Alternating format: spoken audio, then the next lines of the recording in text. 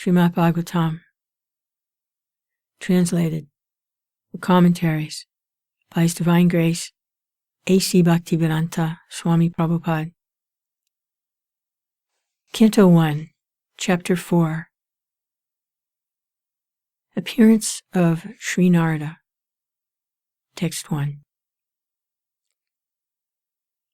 On hearing Sutta Goswami speak thus, Shaunaka Muni, who was the elderly, learned leader of all the rishis engaged in that prolonged sacrificial ceremony, congratulated Sutta Goswami by addressing him as follows.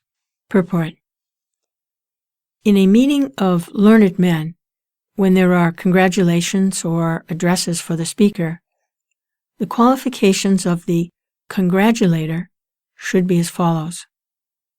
He must be the leader of the house and an elderly man. He must be vastly learned also.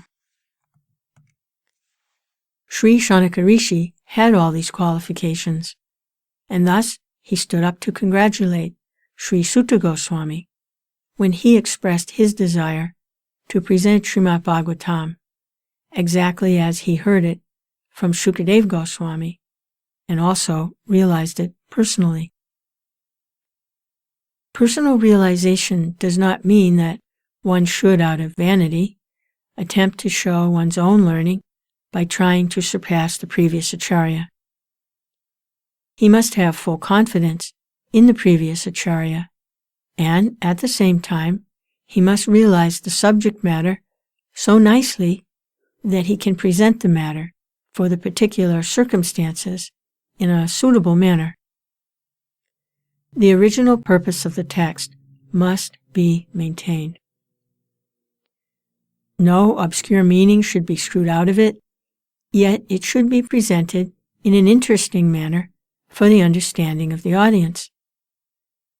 This is called realization.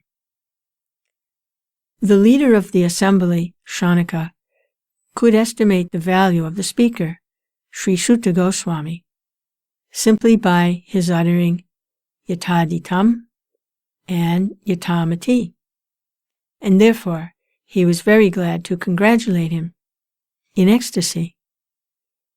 No learned man should be willing to hear a person who does not represent the original acharya. So the speaker, as well as the audience, were bona fide in this meeting where Bhagavatam was being recited for the second time. That should be the standard of recitation of Bhagavatam, so that the real purpose can be served without difficulty.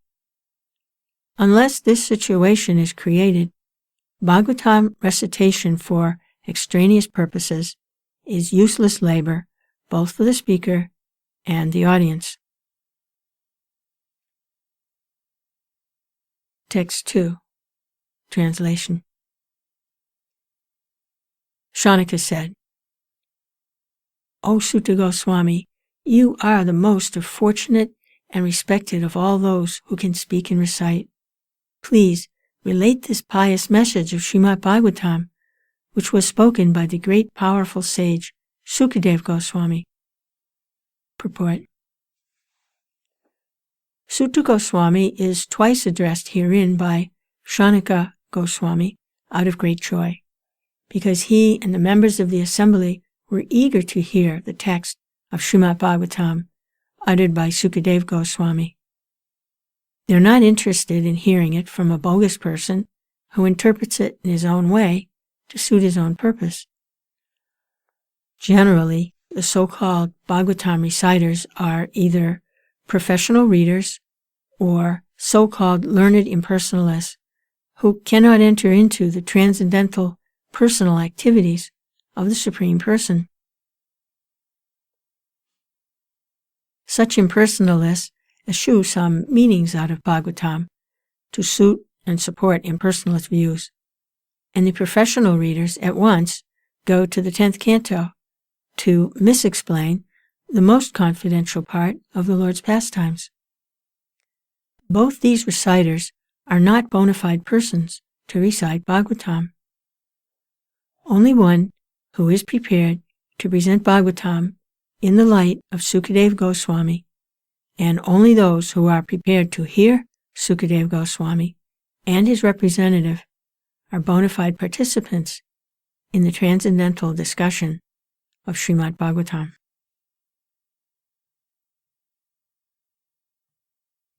Text 8. In what period and at what place was this first begun? And why was this taken up?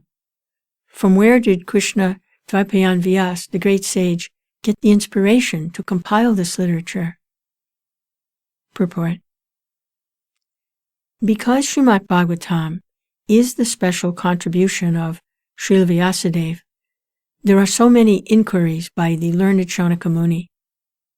It was known to them that Srila Vyasadeva had already explained the text of the Vedas in various ways up to the Mahabharata for the understanding of less intelligent women, Sudras, and fallen members of the family of twice-born men.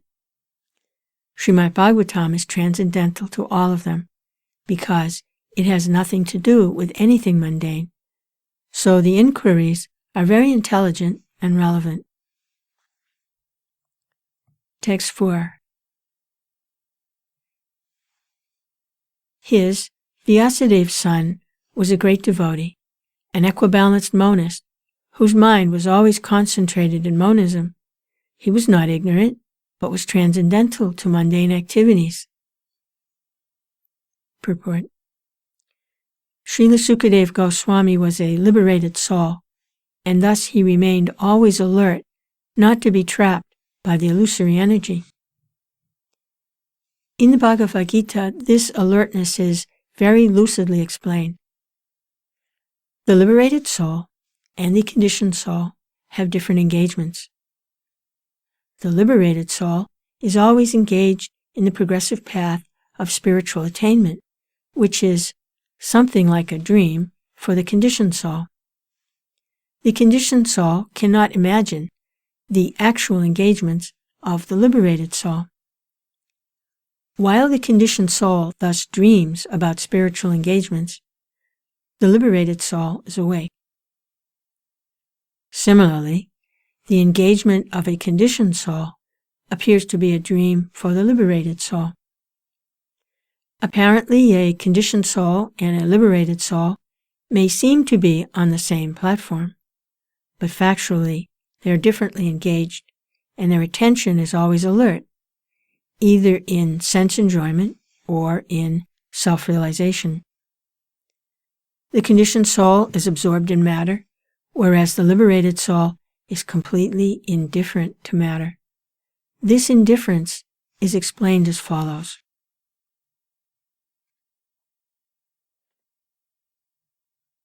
Text 5. While Sri Vyasadeva was following his son, beautiful young damsels who were bathing naked covered their bodies with cloth, although Sri Vyasadeva himself was not naked. But they did not do so when his son passed. The sage inquired about this, and the young ladies replied that his son was purified, and when looking at them made no distinction between male and female. But the sage made such distinctions.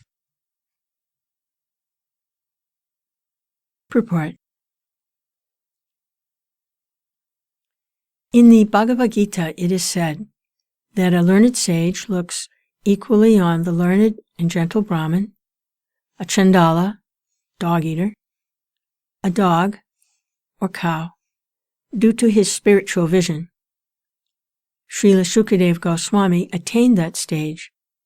Thus, he did not see a male or female, but he saw all living entities in different dress.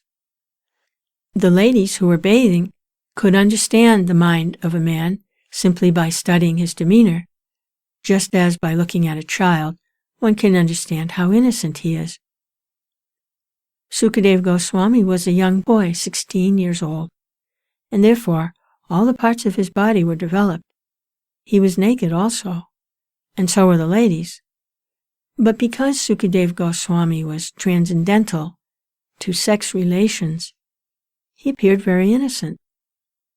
The ladies by their special qualifications, could sense this at once, and therefore they were not very concerned about him.